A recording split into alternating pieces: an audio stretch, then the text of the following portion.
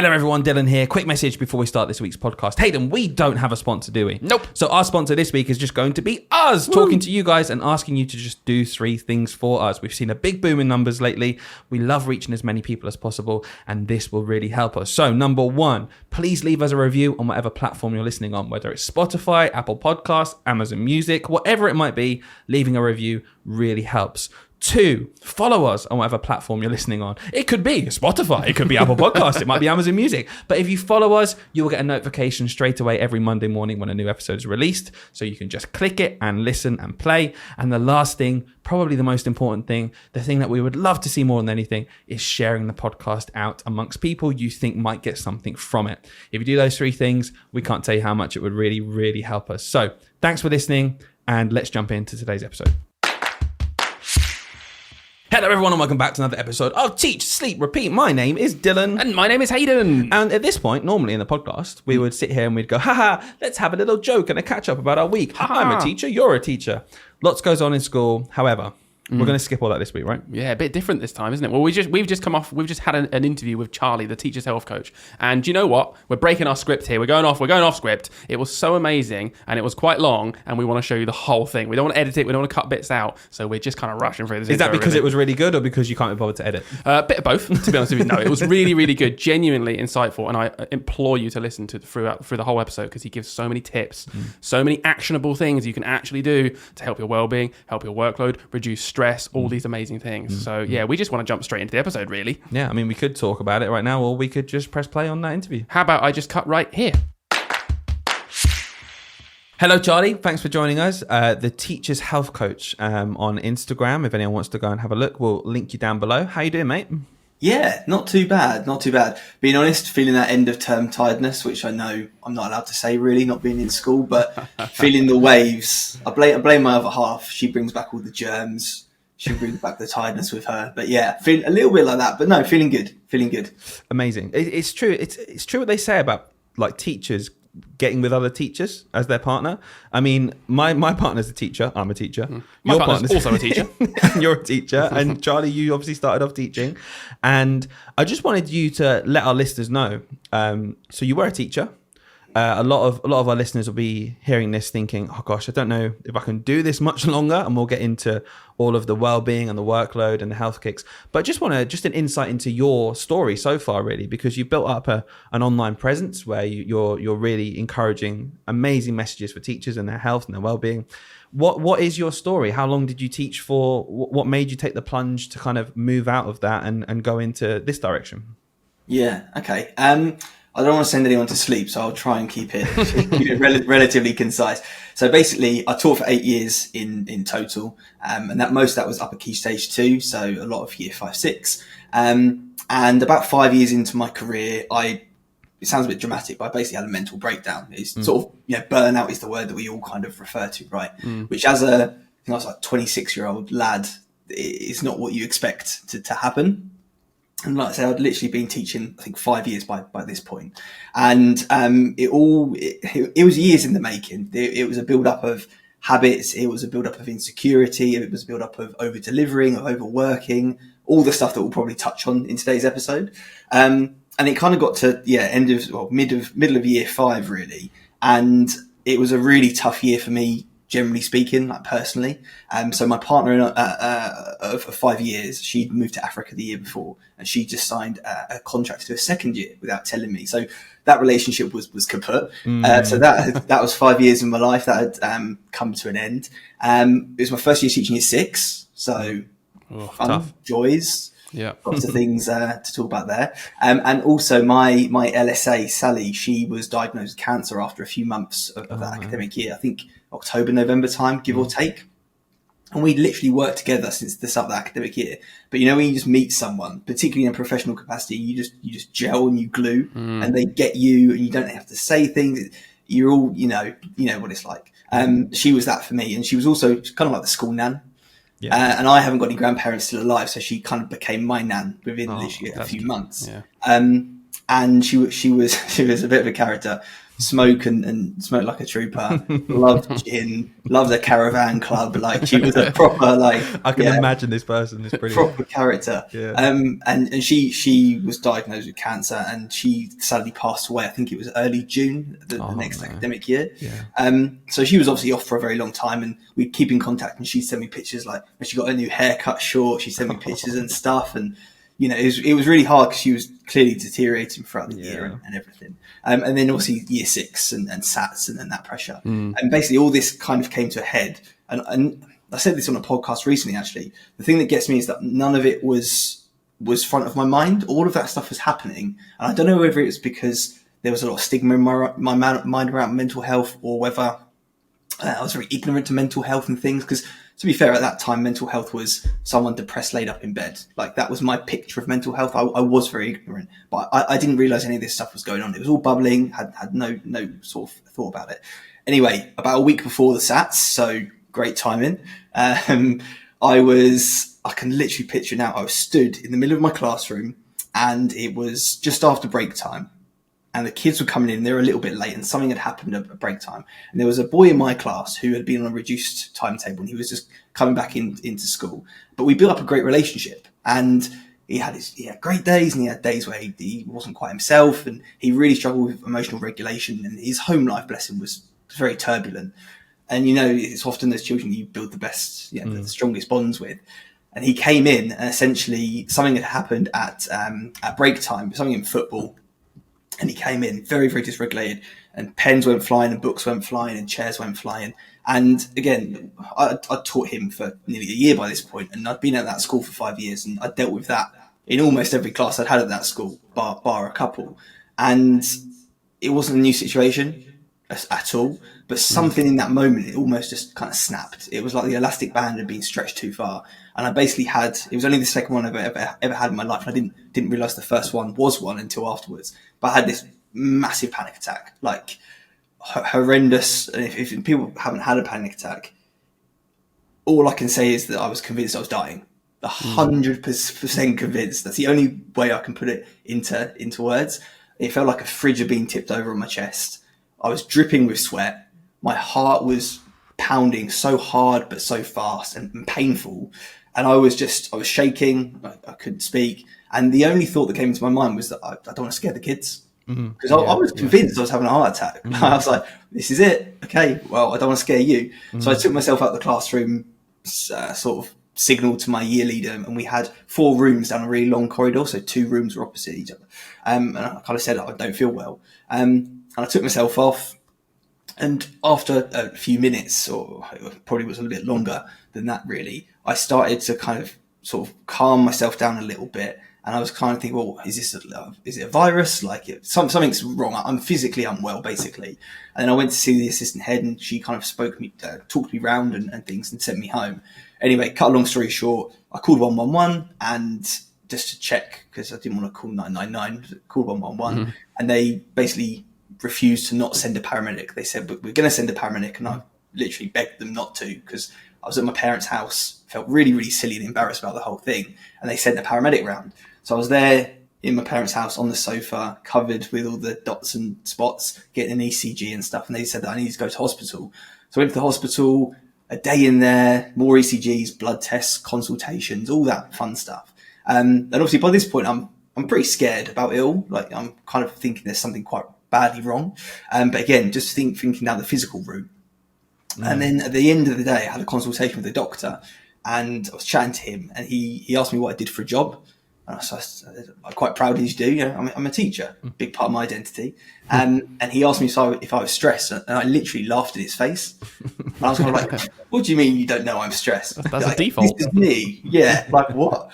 And yeah, he wasn't at all pleased. He literally just kind of looked at me down the barrel and kind of literally direct eye contact and said, you need to do something about this. Like you're 26, I'm diagnosing you now with chronic stress and anxiety. That was a panic attack. Yeah. You need to do something about it. It's either take medication, which I know is a tool for some, which is, I think, a great tool for many people. But he said your choices are medication and lifestyle change, or a very, very quick lifestyle change. And that was it. That was kind of the turning point for me. But I then stayed in teaching for 3 years after that as well. and then we had the joys of COVID and all that other stuff. But during the next 6 months, I basically went on, sounds very dramatic, but a bit of like a self-discovery journey, and more towards the kind of health side of things, and kind of thinking about how, and then during that time I met my partner as well, my fiance, and kind of thinking, well, what do I want my life to be like?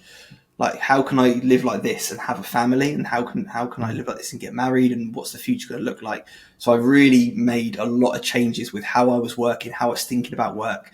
There was counselling, there was therapy, there was coaching, there was a whole sort of process during this time. And that sparked my own interest just in this whole topic. And then, got me to retrain as a nutritionist, then retrain as a mental health and exercise coach. But I know I said I didn't want to send anyone to sleep, but there's probably a few people nodding off already. No. I just want to say, I mean, like, I think that's honestly like an inspirational story. Genuinely, I'm not exaggerating at all. And so many people will be listening to that, including me, honestly, and thinking, oh my, I see myself in what you've just said. And so it's so sad that it's the norm in this job, almost what you said.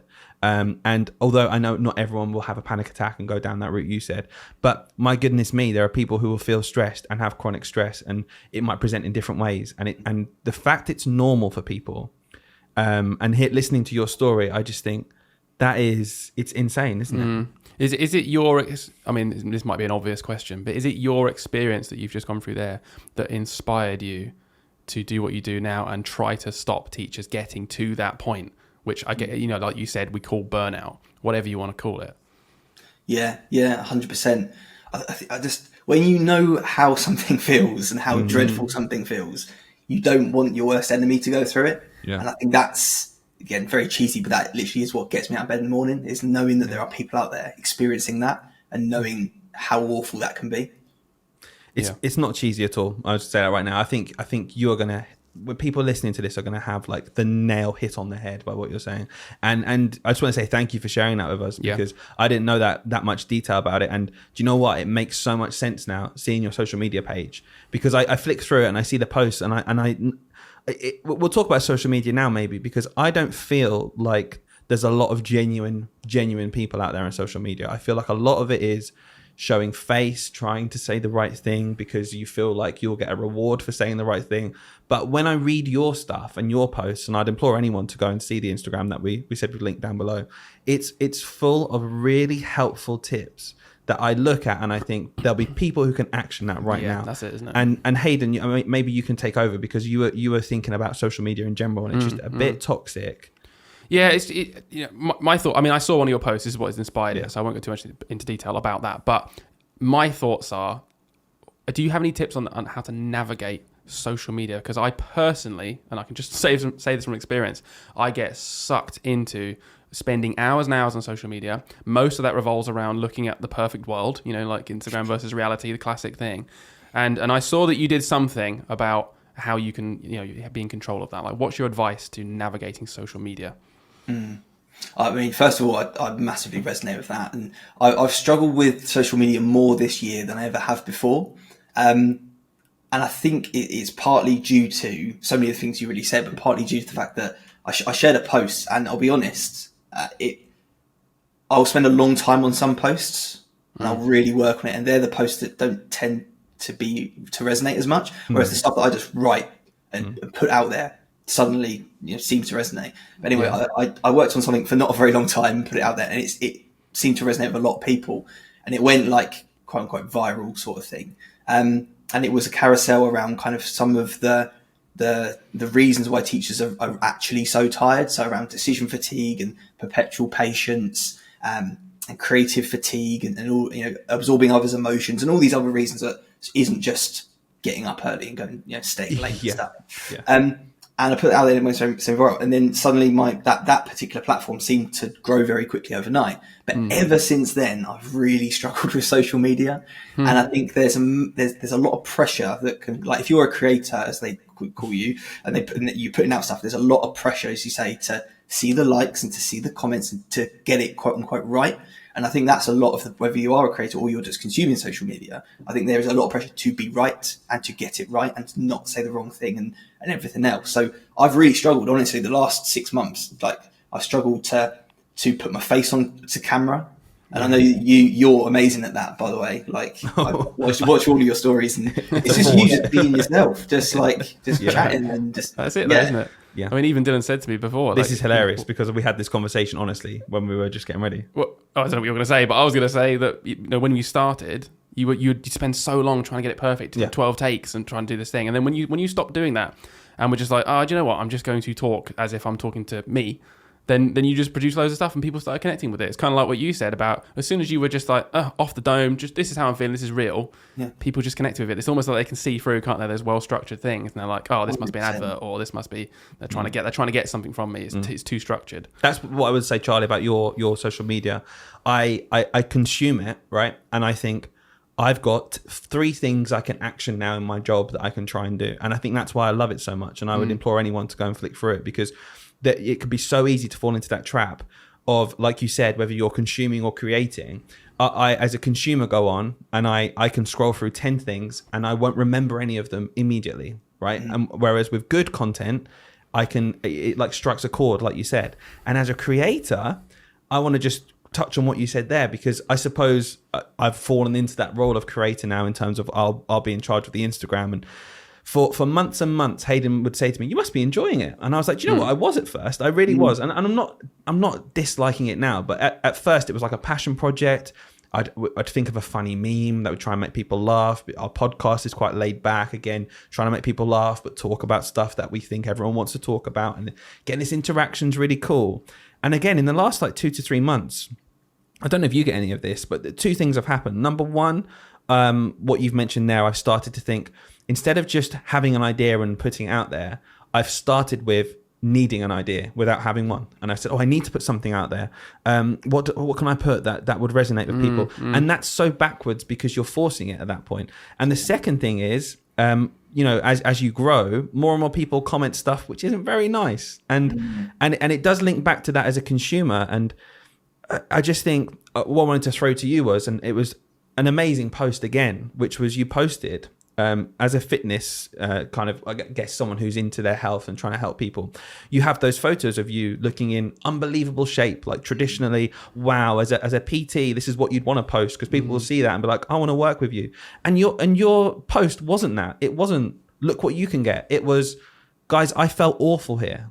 And that seemed to strike a chord with people again. And I just want to throw it back to you in terms of, are you seeing that pay off? Not going down the traditional route of hooking people in and just thinking, what's going to get eyes on the screen.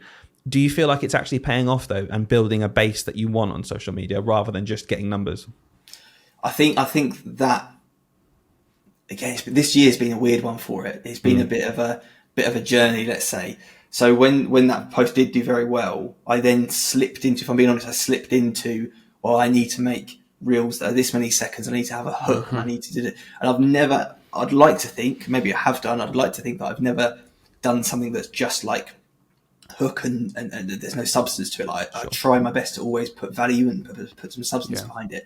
But there was definitely a period, probably around the summertime, where I was leaning more towards, that hasn't got as many views, that hasn't got any likes. And I would be talking to someone who's doing quite well about, what are you doing? What are you doing? And what I'm seeing is a lot of social media content is that very surface level stuff. Exactly as you said, it's very much hook people in. And I follow loads of like comedy based stuff, because I love, who doesn't love a good laugh, and just silly things. My one at the moment is this guy, and he turns terrible Tinder conversations into songs. I've seen that. It's amazing. It's worrying for the human race, but it's the stuff that he does is amazing. Like stuff like that. But what I'm seeing is loads and loads of people using that real TikTokification of Instagram, of social media, where it's like, trending audios and trending reels and memes and stuff, which again, I love personally, but I saw someone's, I'm not going to name names because I don't think that's not appropriate, but I saw someone's page recently, and in their bio, it was like well-being advocate, like voice for well-being and all this stuff. And this person was a teacher, and just their page was just constant, like those 3-second memes and stuff. Yeah. Because they were going for that sort of connection. They were trying to grow their following and stuff. Yeah, and I actually went through just out of interest, and I couldn't find anything to do with well-being. I mean, comedy, having a good laugh, increasing oxytocin and stuff, like that. But still, it's I think there's that whole side of Instagram and social media in general that is very much about those vanity metrics and things. And I think as a creator, or even if you're just posting casually amongst friends, you know, when that doesn't happen, you then have that comparison. I think that's a big part of social media, is where you start to subconsciously compare yourself to other people. And I actually found myself doing this not so long ago. I put out a post and it just flopped for whatever reason, just didn't do well. I thought it was good. It didn't seem to be. And I found myself within half an hour on someone who does something similar to me, to what I do's page, comparing my page to their page. What's that about? Yeah, why does that matter? Beat yourself while you're down. Do you know what I mean? And with social media, there's a lot that I feel quite strongly about in terms of how it can basically take our time and attention away. And there's a book by a guy called Johann Hari called Stolen Focus, and it talks about some really scary statistics. And you know, there's CEOs and heads of marketing from places like Meta and Facebook and things who have now left and who are coming out and speaking against the algorithm and speaking against the like buttons. Like the fact that the like, share, and comment button, I'm going to get this wrong, is based on an experiment by a guy called B.F. Skinner. And I think it was something to do with trying to get rats to press a button. And I think they either gave the rats food or they gave the rats water laced with drugs or something. And to get them to perform the habit, to press the button, they basically tricked them and they conditioned them to a bit like the whole, is it Pavlov's dogs and the salivating? A bit like that kind of stuff. Yeah. So literally the buttons that we press every day is based on an experiment in rats on conditioning and behaviour. And we're here all the time using it. So I've got a bit of a bee in my bonnet about social media at the moment, which I know is very, very ironic because it's how we build our platforms, it's how we share our ideas with people. So I fully appreciate the irony, but the fact that it can increase that comparison, it can make us feel pretty rubbish about our own lives. You know, you're looking at the perfect classroom, you're looking at the perfect kids and the perfect house, and they've got a new car, and Jeanette's in Barbados for the third time this year because her husband makes 500k a year. And, you know, you're comparing yourself to the people, and that's increasing cortisol, the stress hormone. That's increasing adrenaline. That's keeping you amped up. And then we can look at like the impact on sleep and all of these different things. So screen time in general with social media I think is a big problem for us teachers at the moment. And that's also from what my clients are telling me of how it's impacting sleep. So you mentioned earlier about like, what can we do about it? I think in terms of breaking the cycle and breaking the habit, because it is a habit for a lot of people. Like if I sometimes how rude can I be on this podcast? Quite rude, yeah. This isn't that bad. Sometimes in the morning I treat myself to a sit down wee because I'm tired. So as soon as I sit down in the loo, I'm scrolling social media, right? That's me every time, by the way. That's not just morning. Morning, noon, night. That's just sit down. That's an age thing, isn't it? When you get to about 25, you just realise it's great. Comfort over everything. And I find myself, and then like even at the gym, like between sets, I'll find myself picking up my phone. I'm like, what am I doing? What's this about? Yeah. So I think in terms of tips for breaking that cycle, we know about neuroplasticity as teachers. We know about rewiring the brain and repetition and changing those habits. So what we can think about is literally keeping it out of arm's reach.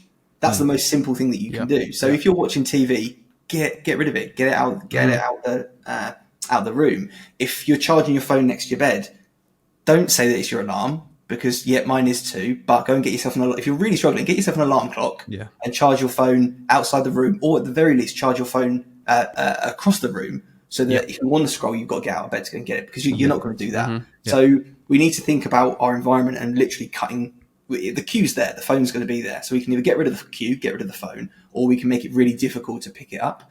Other things you can do is, there's lots of apps now to help you block certain apps. There's even devices where you can lock your phone away. Yeah, I've seen that. Yeah, like boxes, and you just have a code. I've seen that. Yeah, there's all these sorts of things. I saw one the other day where it's like a block you put in your fridge, and you scan the block, and then it blocks your phone, and then you can use it for emergency stuff, but you can't go on social media. And if you want to then access it, I think you have to go back to the block that's on your fridge. It's just magnetic, so people put it on the fridge. So it's just like adding steps basically between the ease of just like my phone right now is here. Like I can just pick it up because it's right next to me. But just putting like 1, 2, 3 layers between that, you suddenly will realise you're not bothered about scrolling through social media anymore, because you're just doing it as a habit in the same way you might do a different habit. Yeah, 100%. And I think we also need to appreciate how impactful it is just on your kind of your neurochemistry. So when we scroll social media, yes, it gives us that adrenaline and that cortisol, but cortisol's cousin, if you like to call it a cousin, it is dopamine. And also scrolling and consuming social media will increase your dopamine. Dopamine being that reward, that motivator, that driver chemical. And it is really, really rewarding. Yeah. You don't sit there and go, oh, I feel great, as if you'd gone and cleaned the kitchen or gone and done a workout or, gone and done the food shopping. After those jobs, you're a bit like, I feel achieved. I feel accomplished, sorry. Yeah. Whereas with social media, it's almost like this drip feeding of so fake true. dopamine through the brain. So because it's a big effort to go and clean the kitchen or go for a run or go and do a workout, and then but the reward's good. But then what's easier is just get your little drip from a scroll of the thumb. Because you know what, and I'm going to bring back around to a point you mentioned quite a while ago, because I do want to come back to it. It's willpower, and I'm exhausted all the time. So for me, it's like I just don't have the... You know what? Maybe I could just put my phone away. Like the other day, I was watching something on TV, and I noticed that I kept out of habit. Honestly, it sounds pathetic. Every 30 seconds, I picked up my phone to just look at it. I was like, what am I doing? What am I expecting to see? Like, what do I... And then I'll open Instagram then. Because I deleted TikTok. Because I was like, delete TikTok. I'm on Instagram just as much as I was on TikTok. So it's all really like, I look at it, I'm like, God, I'm pathetic. What's wrong with me? But then also, I'm totally exhausted, and I don't have the willpower to get up and go and clean the kitchen or to go for a run and try and be like, come on, I'm going to retrain my brain. So you mentioned earlier about teacher exhaustion, and I think you said you did a post about like some tips on or some reasons that I think it was literally just like why you're so exhausted. Yeah. I just want to know now, because I am literally that person. I'm constantly exhausted. Term 2 is horrible anyway. I'm always exhausted. Like why? What's wrong with me? Like, why am I so exhausted all the time? Yeah, I think there are lots of different reasons. We could probably list 50, right? But some of the ones that surprise people are some of the things like that. First of all, there's that decision fatigue. So if you think of, again, this isn't particularly scientific, but if you think of the brain, if you think of your neurons, so your brain cells, as little people, again, this would be the least scientific explanation. We're primary school teachers. This is what we do. Okay, little people in your brain. Those little people have to eat, right? So they eat glucose, right? But they also then have to do the other thing. So the brain knows this, that they create metabolic waste, right? They eat and you use them and they poop stuff out. So the brain has this like cleanup team. But the problem is that for that cleanup team to really do their job, you actually have to rest. Right. Like you actually have to do nothing. So that could be going for a walk. That could be meditating. It could be closing your eyes and listening to music. It could just be having like a long shower. But what this allows your brain to do is go from the central executive network, which is like you're engaged, writing, I'm planning, I'm problem solving, you're doing something, which is what teachers do 10 hours a day,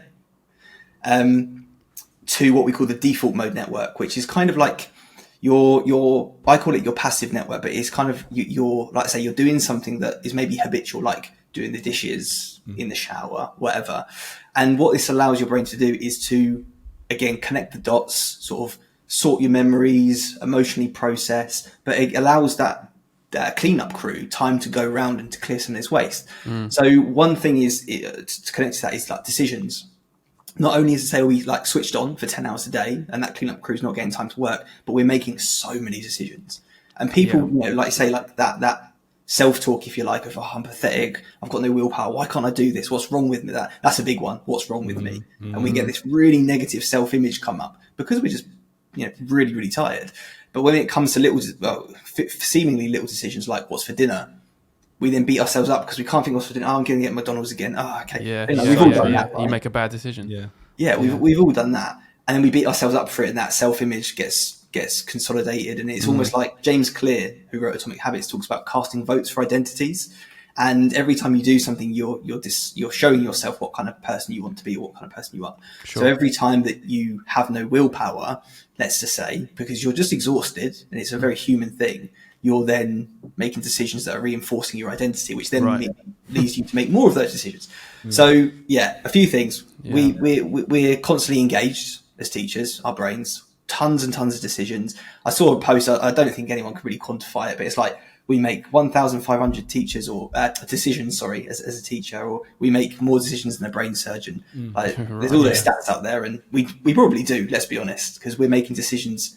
I think someone said it's every 4 seconds I read on it. About right when I think about my day teaching. Well, it is. It's like, that's what, I think about teaching. I'm so engaged in the moment of teaching, right? And it is genuinely because I am like totally. It's like playing a game that you're really into, right? And you're totally absorbed. Yeah. I'm like that for 6 hours a day with kids, and I'm constantly assessing and making decisions about each of the 32 kids in that class. So it makes sense. Yeah, 100%. So you got those things going on. You've obviously got like that chronic cortisol build up. So being that stress hormone, teaching is. I think when people say teaching is a stressful job, it's like the understatement of the century. But you are taking on those children's emotions. You're taking on colleagues' emotions. You're taking on, in 2024, we're now taking on the emotions of the family and the grandparents and this person. And as a teacher, you are a teacher, a social worker, a nurse. Every other job under the sun is condensed, and we can get into the politics of why that is, maybe. But you're doing all those things. So you're absorbing all those emotions and that chronic cortisol build-up because you're stressed. And one thing that our brains are built for is stress. So when people say, I'm really stressed, I think what we mean is I'm chronically stressed and I'm not recovering enough. Because as humans, our brains and bodies, we are built to experience stress, which is great. Because we go out and we fight off a bear, and we then pick some berries, or we build a shelter and it falls down and that's really annoying. So then we build it up again and we build a fire in the rain and we go and hunt an animal and we run for 6 hours and all this kind of stuff that we are literally built to do. But then what we used to do is we would then go back to our caves, or we'd go back to wherever, and then we would sleep 9 hours and we'd have a big meal and we'd sing songs and we'd rest, we'd switch off. We wouldn't be on our phones, obviously. We wouldn't be working. We wouldn't be worrying about the children in school. So stress inherently isn't a negative thing. It's the fact that we're not resting enough, because there's the equation of stress plus rest equals growth. And that might be your muscles in the gym. It might be your resilience to certain emotions. It might be studying at university to become a teacher or whatever. Like when you stress your brain, you go away, you recover, you come back stronger. But as teachers, we're stuck in that stress. There's no stress, rest and growth. So there's a lot of factors that play into it. There's a few others that physically it's exhausting. Like a lot of people are on their feet for hours upon hours of a day. I think that's understated, by the way. I think that's something that, in general, even teachers themselves don't necessarily think about, because we're so focused on we're stressed because we feel it here. You're right. Like when I finish a day of teaching, I sit down and I realize I almost then realize I'm exhausted. And do you see that a lot with teachers where they kind of don't even think about that? You've got to tell them you are exhausted physically as well. Yeah. 100%, and it's almost that, like some people call it fight or flight, and I think that's a little bit overused. A lot of the time we're not actually in that true sympathetic nervous system. We're not actually in fight or flight, but we're definitely approaching it, and we do run on adrenaline. We run on coffee and cortisol and adrenaline, right? That's what we're fueled by. And when you are running on adrenaline, your world sort of shrinks a little bit. And when you are in fight or flight, your vision literally does this, which is why going outside and expanding your field of vision can really help increase serotonin, peaceful, calm, contented chemical, and then decrease cortisol. So literally go outside and just look at an expansive space, and you'll literally feel less stressed in that moment. Do you know what I love about this chat in general? I'm just going to reflect on it now, like our listeners might be. You're saying so much stuff that people might have heard before, but the reason I'm so engrossed and really loving this talk right now is because you're explaining it as well. Like it's so common for someone to say, go outside. And I'll say, you go outside at lunchtime, go outside. And I'm like, if they ever asked me why, I'd just be like, because that's what people say. But what I love about what you do, Chalrie, is you know what you're talking about and you back it up with, because of that, like you said, you're in fight or flight, your vision's going to be, this helps you.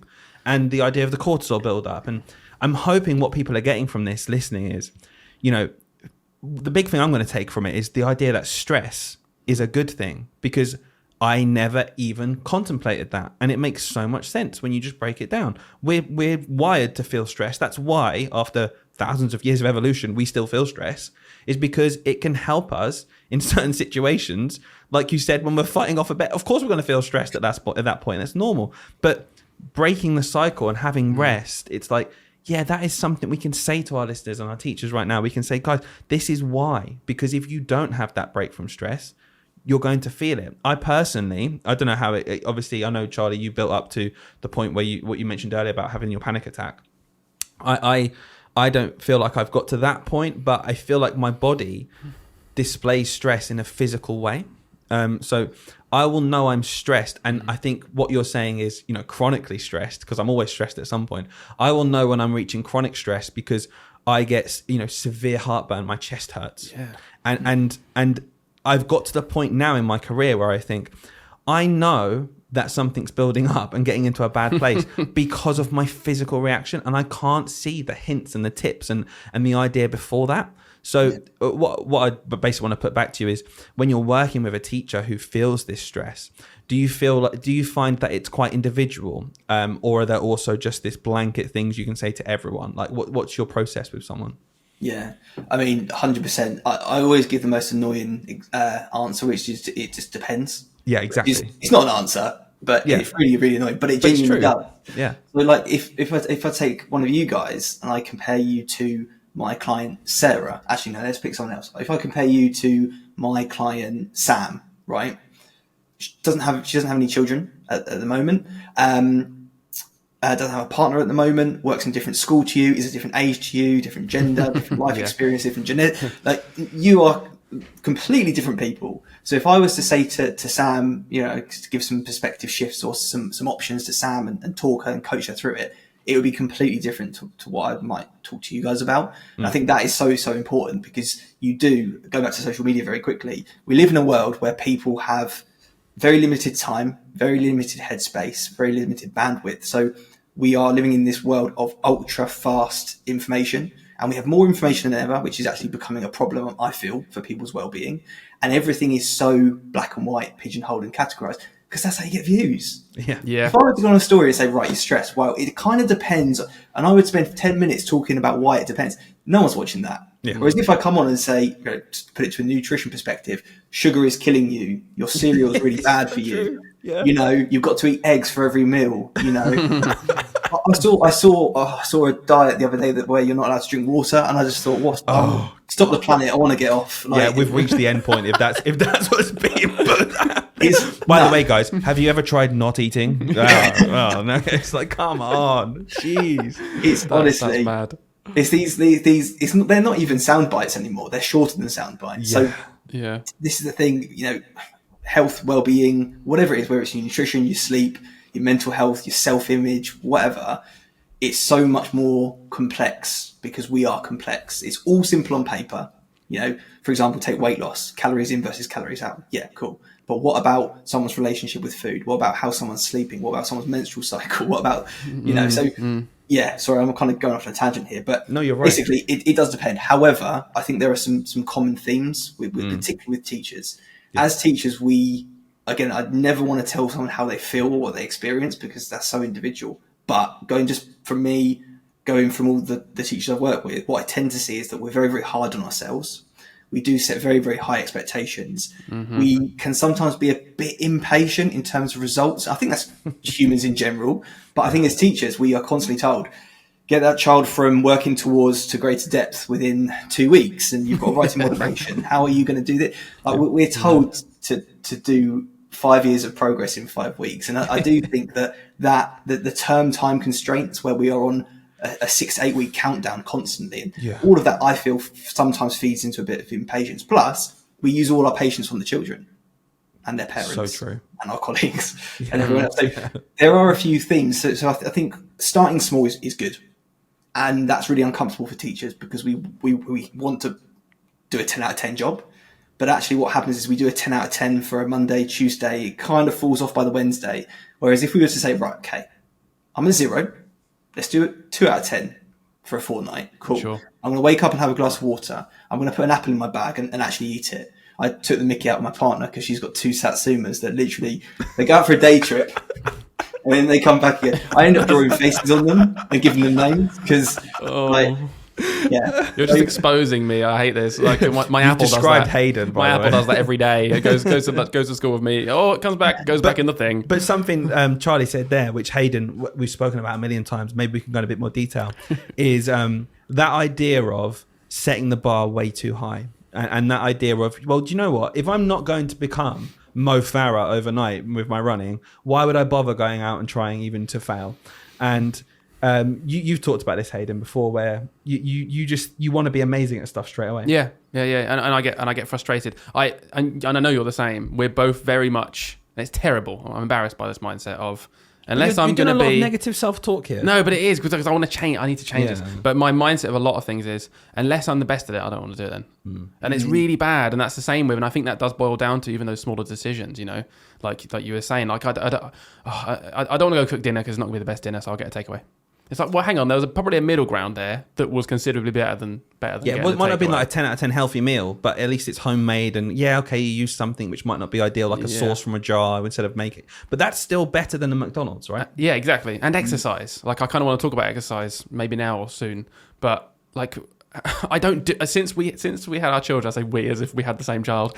We had some children around the same time, and since we had our children around the same time, I've genuinely done no exercise, no high intensity exercise. Obviously, like you said, I'm walking around the classroom all day. I get my steps up at school where I'm just constantly moving, but I haven't done any high intensity exercise in a year now. And it does really worry me. I'm starting to get stressed.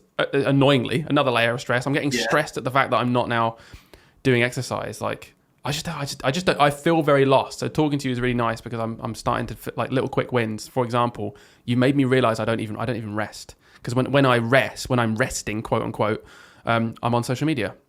Yeah, like that's not even resting, is it? That's what you're saying is like that's not true resting. Like meditation would be much better. But anyway, back to exercise. What do you have any advice on like just breaking that first boundary then and not doing nothing? Yeah, I think this is good, and this goes to answer that question from before of like what advice we give. So let's talk about like lowering the expectations. We talked about then kind of starting small, you know, so that both of those things would apply to exercise. I think as well, like just from what you said there, you're a parent, right? I'm not a parent yet, and I know my partner desperately wants it to be part of our future. Hopefully, it can happen because again, you never know these things. I've learned a lot of lessons through working with teachers and clients of. You never comment on someone's body, you never comment on what someone's eating, and you don't comment on children and families because some people don't want them, some people do, and sadly some people can't have them. So I'm very much aware that it might be part of our future, it might not be, but hopefully it will. And if it is, then I just want to say I have the most outstanding admiration for parents because it's two full-time jobs in one. Plus, then you've got teaching, which is like 2 or 3 full-time jobs. So you're kind of doing like 5 full-time jobs here. And more like 7, yeah. Keep adding to them. You're clocking them up. You got this. So I think self-compassion is what I'm getting at. Self-compassion of like, right, I'm not who I used to be, you know, and hopefully you feel like you're in a happier chapter of life, and things are moving the way you want them, and life is how you want it to be. But that means that certain things change, and I don't think that sacrifice is necessarily the right word because it makes it sound like a real negative, but things are different. Things are just different. And you know, for me, taking that social media example, things are different now in November than where they were in March, and life's different, and business is different, and coaching is different, and everything. And I think when you're thinking about this change back to exercise and trying to move it back towards that, knowing and just being compassionate, okay, life isn't where it was, and I don't have the energy.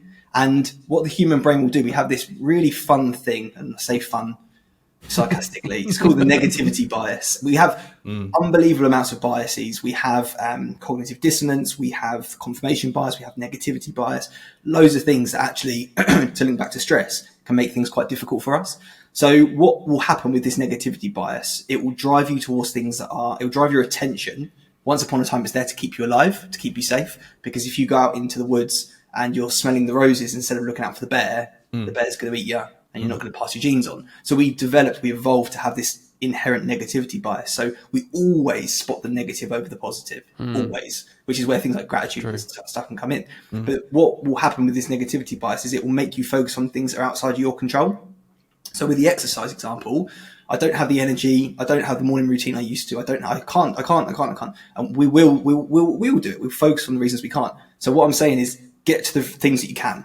So can it be literally, and it sounds ridiculous and people won't do this because they feel it will be so insignificant, but can it be you put your shoes in the car, your trainers in the car, and after work you put your trainers on and you go for a walk, and on that walk you see 2 lampposts and you say, right, I'm going to jog between those 2 lampposts, which might be like 15 seconds, say. And then you walk the next lamppost, and then you jog the next one, and you walk the next one. And before you know it, you've done 5 or 10 minutes movement. You've increased your heart rate. You started to get those muscles working, and you started to actually build up your cardiovascular system. Yeah. And if you were to, people won't do it because they think it won't make a difference. If you were to do that twice a week, that walk, run, lamppost thing, twice a week for a month, by the end of the month, you're a runner. And you're running for 10 minutes. And then you're running 5K by the end of 2020. Oh, no, a bit too soon. By the end of January. Do you know what I mean? So what I'm saying is focus what you can control. Yeah. Try and look for the really, really small wins and just lower that bar expectation. I would honestly say going out for a walk will be the spark that then gets other things going. I think almost every client I've ever coached, if they're now in the gym, or if they're swimming, or if they're doing yoga, or if they're working out at home, it's because they've started with a 5-minute walk. Yeah. So I'll give you another example. I was on a coaching call with a client on Tuesday, and she's really struggling with at the moment. She's changed jobs, loads of new responsibilities, new role, lots of stresses, lots of things going on in her personal life, and she's been struggling to get some movement, some morning movement in, and she knows it makes her feel really good. And this is going to sound ridiculous again. People are just going to think, "What's the point?" But what we're doing is she's going to leave her flat. She is going to walk to her car, which is like a 10-meter walk. Walk to a car.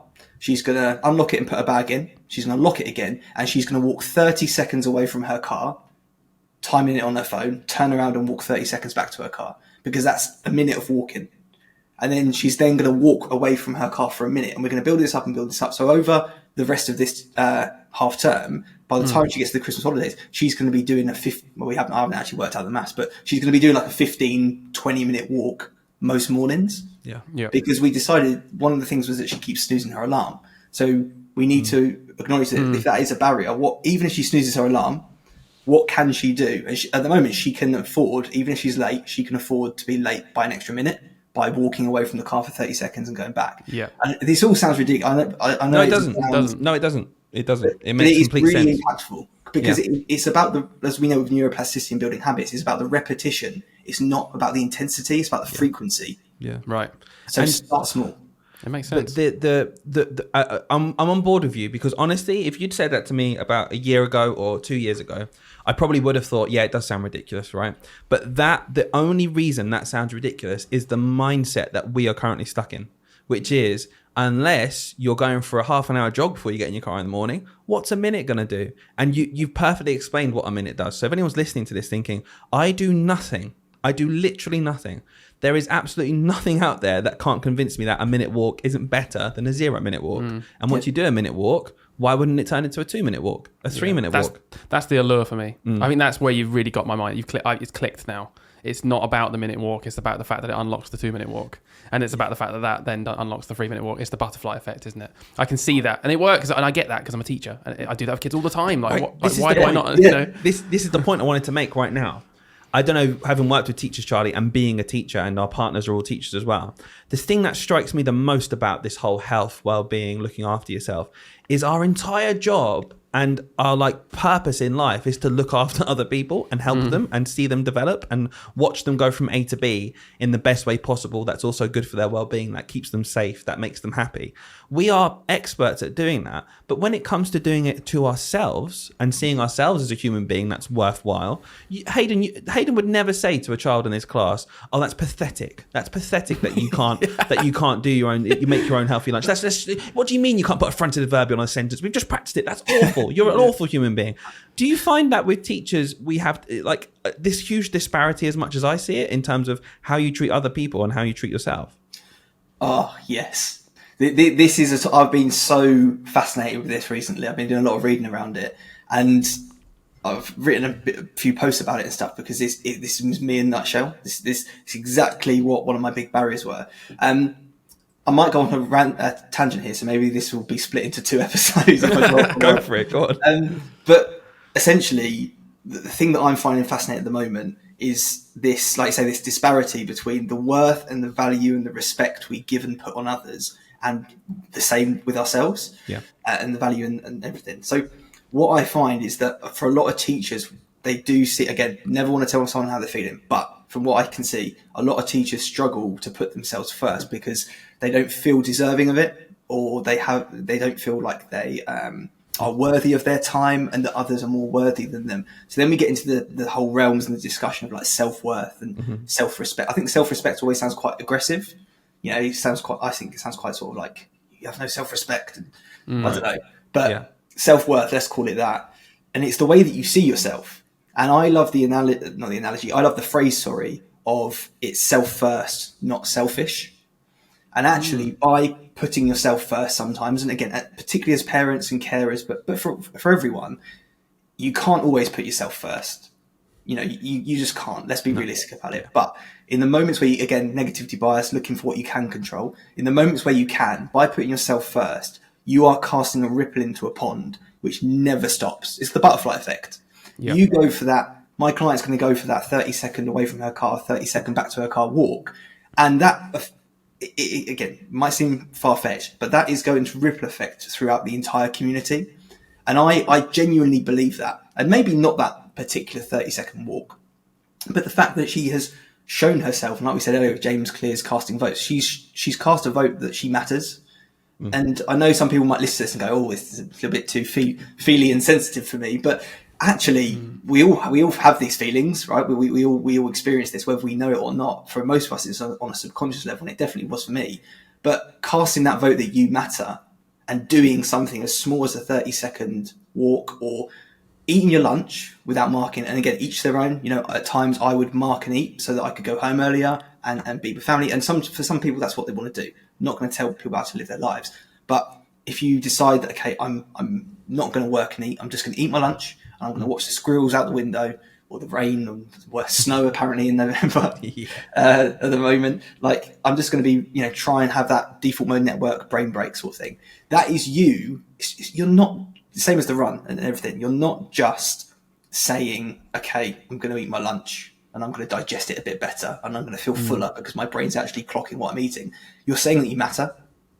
And I don't know how I got on this point. However, what I think is that it's important for us to acknowledge that when we do put ourselves first, we cast that stone into the pond. The ripples then go out, and it will benefit you. It will benefit how you show up for the children. You'll have more patience. You will feel like you have done something for yourself, and you will be a better version of yourself for everyone around you. So, although it feels very, very selfish to put yourself first, and you might feel undeserving of that at the moment, actually, not just know in the back of your mind that it's actually quite selfless.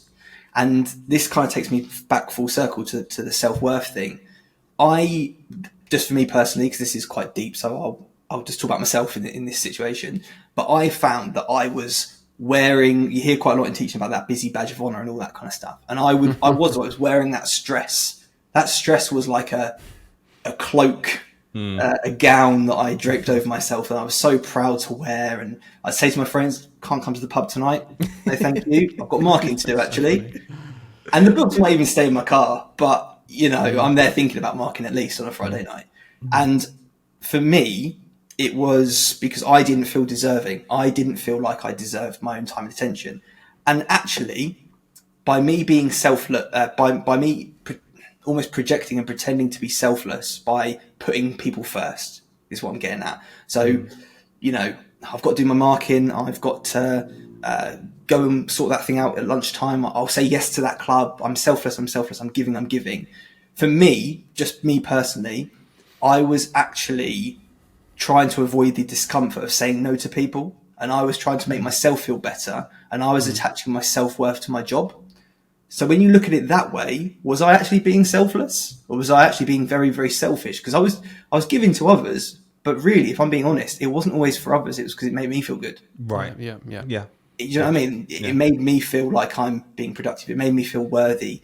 I could then say that, you know, I'm the teacher who's always stressed and I'm always rushing around. So true. It's just for me. Again, I know that might not land well with some people, but for me, I was being very, very selfish by being so selfless. Yeah, which is a really weird way to think about it. No, I get it. Back to the pond. You know, cast that stone, and the ripples will positively impact people around you. Yeah, I mean the crux of that as well. I think a lot of people use this kind of. You've gone into much more detail, but the analogy I always hear is if you don't put yourself first, you're not actually going to be, ironically, as good as a teacher as you think you are. If you're constantly exhausted because I'm so selfless, you're actually you're potentially not even going to be as good as you would be if you actually put yourself first. Like we've discussed before about like a long time ago, we were talking about, if we were leading a school, my mantra is very much, and I think this is a bit controversial really, is put the teachers first. Genuinely, I've always said if I was going to run a school, my teachers would be my top priority. But everyone's like, oh no, you can't say that. You have to say the kids come first. Yeah. The kids come first. It's like, well, yeah, okay. Obviously, I'm not saying I don't care about the kids, but what I'm trying to allude to is what you really nicely described there, which is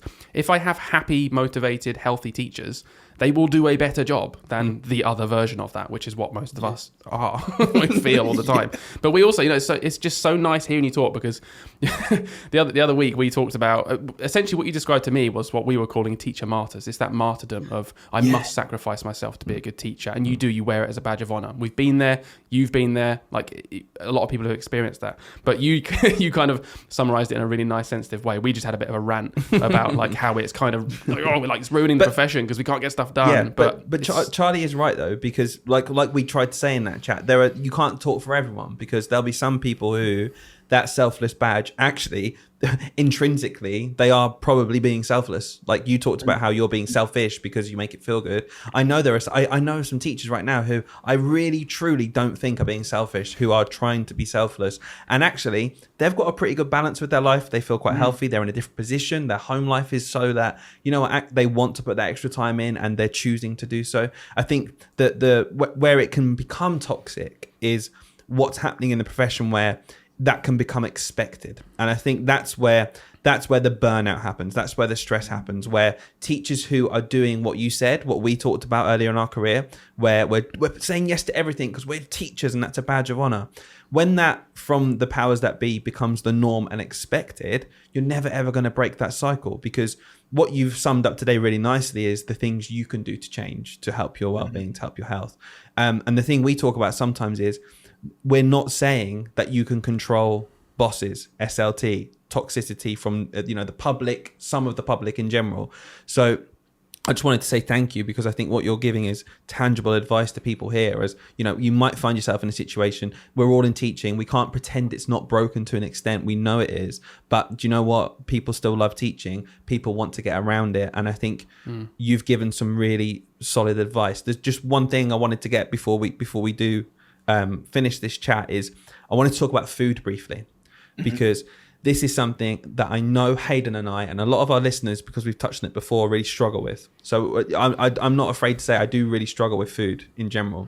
And you talk about emotion-led eating before, and how teaching can be that kind of job where you reward yourself with this chocolate cake at the end of the day or something. Or in the staff room. Yeah, in the staff room, exactly. There's loads of stuff. And I just wanted to get your insight into your thoughts on emotion-led eating, because I've done it before where I'm extremes, like we talked about with exercise. You want to become a marathon runner, or you might as well not do anything. I have that same mindset with food, and I'm wondering if you can draw parallels maybe with the exercise, because I can cut out sugar because I think, right, cool, I feel like I'm addicted to sugar. Am I addicted? Can you be addicted to sugar? I don't know. I'm not a scientist, but in my head I think, oh, that's my problem. It's sugar. So I'll cut out sugar. I'll lose a bunch of weight. I'll feel great. And as soon as I have one thing, I then justify, well, I've had that thing yesterday. I've had, 4 months no sugar, but I had a chocolate bar yesterday. Nothing happened. I'll have another 2 today. And then I spiral back, and I'm up, down, up, down. And teaching is up, down, up, down. And I really struggle to disconnect my emotions and my stress with my eating. So I just wondered if you have any like general tips there of, what's going on when that happens. First of all, I love this topic. Yeah. So this could be an hour in itself. So I'll try and, as everything. How about, if you give us a general gist, we'll have you back on at some point and we can go into more detail maybe. Yeah. Okay. Yeah, that's a good idea, because I genuinely love this topic. I think with emotion-led eating, and I like that you said emotion-led eating, not emotional eating, because I think being led by your emotions is the crux of it. I think that kind of gives you exactly where to get into, to the real nitty gritty, is to look at the emotion. But again, that's a deeper layer for a lot of people. The thing with emotional eating is to realize that you're doing it for a reason. You wouldn't do it if it didn't help, right? It's a coping strategy, and that's fine. And if, let's say, you've got 10 different strategies to manage, we're just going to focus on stress here, but it could be anger, it could be loneliness, it could be boredom, it could be tiredness, it could be anxiety, whatever. But let's just say it's stress. If you've got 10 different coping strategies to manage your stress, right, and eating is one of them, then that is actually probably not a problem for you in your life, and your relationship with food is probably not at a point where it really needs much work because you've got these different strategies. The real problem I see is that whether it is because we don't nurture our identity outside the classroom, whether it's because our life does shrink to be just work, which it can easily do. It's like work, adult life, admin, like the shopping, and then looking after family. And that's what a lot of teachers' lives comprise of at the moment. Mm-hmm. For whatever reason, when your coping strategies shrink down to the fact that to the point where you just have one, and that eating is the thing that you do to feel better, that's when it becomes a problem. So emotional eating inherently isn't just, it's not, we can't just say all emotional eating is a problem, because you go get a promotion, you go out for a meal to celebrate, that's emotional eating. Yeah, true. But it's a different emotion and Yeah. So that's important to say. So a really simple thing is, rather than looking at what we can take away from your life, what positive coping strategies could we add in?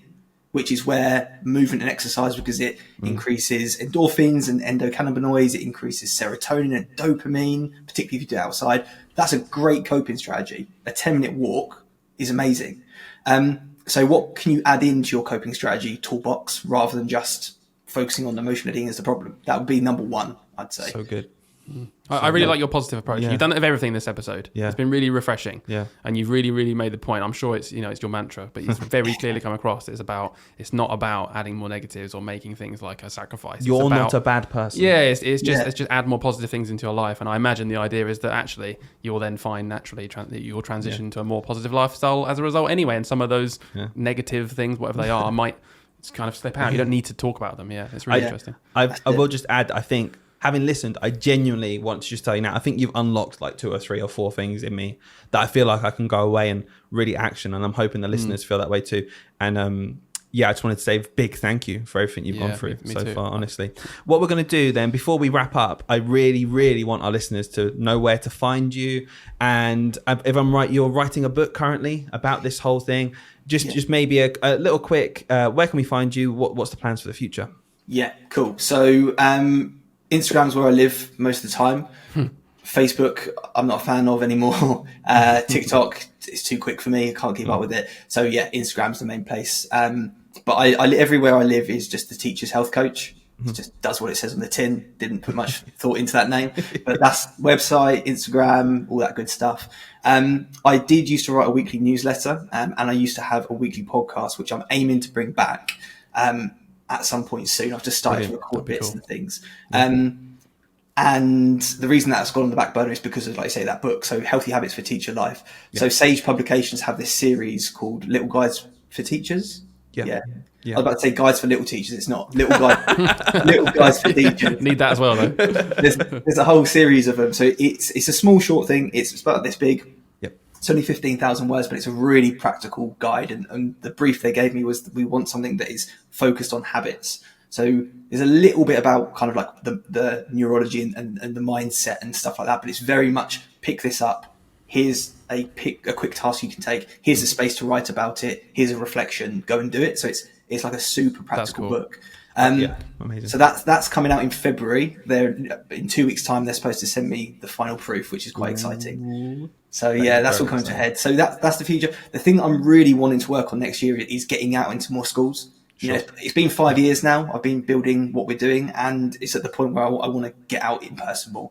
And also, I'm going a bit crazy looking at this corner of my spare room, so. Staring at the wall. Yeah, I think it'll make a big difference. Every day. Yeah, having listened to this conversation, I'll tell you now, I'll be buying that book because exactly what you said here. It's that process of let's identify a problem. Let's not shame the person. Let's find out how we can fix the problem and also understand why it happens.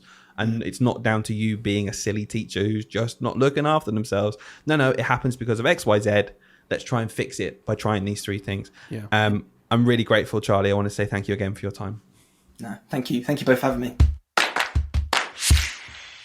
Okay, Hayden, I don't know about you, but I really enjoyed that chat. There are moments where Chalrie was talking and I was just, I was engrossed. I felt like I was listening to a podcast. Yeah. I forgot we were actually part of the podcast. It was one of those things where I saw the time going up and I was thinking, do you know what? Can we make our podcast like a 2-hour kind of thing? Because I have so many more things I want to talk about. We'll have to get them back in the future. Absolutely. It was brilliant. So one thing then each that we took away from it. Let's reflect, and then we'll finish up for the week. Sure. What's the one thing you're going to take away from that episode? I'm gonna be really raw here. Like the thing that's just still in my mind is the whole butterfly effect thing. I know I kind of mentioned it, but it's really just hit home. This whole idea of you can start with a small thing. I always ignore it. I'm like, nah, what's the point of starting with a small thing? I just want to go straight into it, run that marathon, like you said, straight away, or there's no point because it's not going to actually have an impact on my life. Do you know what? It will. And it's not that the first thing will have an impact. It's the fact that it will change my mindset and make me do the next level. So do you know what? I'm going to try it. I'm going to try and do a little walk. And then by doing that, the next time I'll do it again because it'll feel good, obviously. And I'm hoping then the next time I'll maybe do a bit of a run with it. And maybe I'll go a bit further. Maybe I'll do it more than one time a week. I don't know, something. But I'm feeling really inspired to actually go out and do something. That's my thing. What about you? My big thing was to not be so black and white with good and bad things in your life. So, for example, we talked about stress. And never really before have I heard someone just say to me point blank, no, humans are meant to feel stress. Always with stress, it's like, are you feeling stressed? Try these 7 things. Like, just get rid of it completely. And I really liked the idea, especially as well with the emotion-led eating.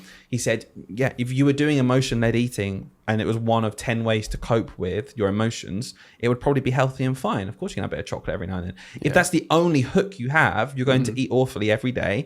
And this idea of don't try and eradicate things. Look at why they exist in your life. Look at the reasons behind them being there and see how you can try and action it and reduce it. It's kind of similar to what you're saying the other way. Don't just try and squash it and get rid of it. Yeah. I've done it before where I just get rid of sugar and I lose a bunch of weight and I feel great, but it doesn't actually solve the problem because I will always end up back at that problem. Exactly. If If you just understand, okay, emotion-led eating is fine if maybe the next time you feel like you want to grab a bar of chocolate, you go and try and force yourself to go for a run instead, or you go for a walk, or you do some meditation. Same thing for stress. Feeling stress is a human reaction. It's how we react to things. It's normal. If you're feeling chronic stress, cool. How can I break that cycle? He talked about stress and relaxation and just recharging. You've not got that second part. That's going to turn into chronic stress. That's when it's a problem. Stress isn't the problem. Emotion-led eating isn't the problem. The problem is everything around it and how you can try and minimize that. And that idea of, I think what we can both summarize here is small steps will make a difference. Yeah, big time. I like to me, it's going to sound really silly, the analogy, right? But it's that positive reinforcement, right? Rather than focusing on the negative and it's not about getting rid of the negative, like you just said. Because to me, right, I see my timetable of the week it's my stress timetable, okay? Monday to Friday, maybe Monday to Sunday. What's the only thing I've got blocked in there? Eating bad food. Yeah. That's the only way I deal with stress. And it's not about, don't get rid of that. Do you know what? Do something else. Because by doing something else, by default, it takes up some of that schedule. Sure.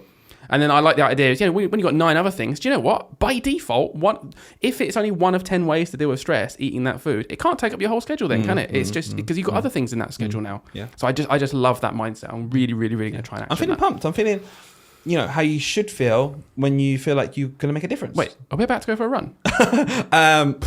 McDonald's? No, we're going for a run. Let's do it. Guys, thank you so much for listening. I hope you got as much out of that as we did. And we'll see you again next time for another episode. See ya.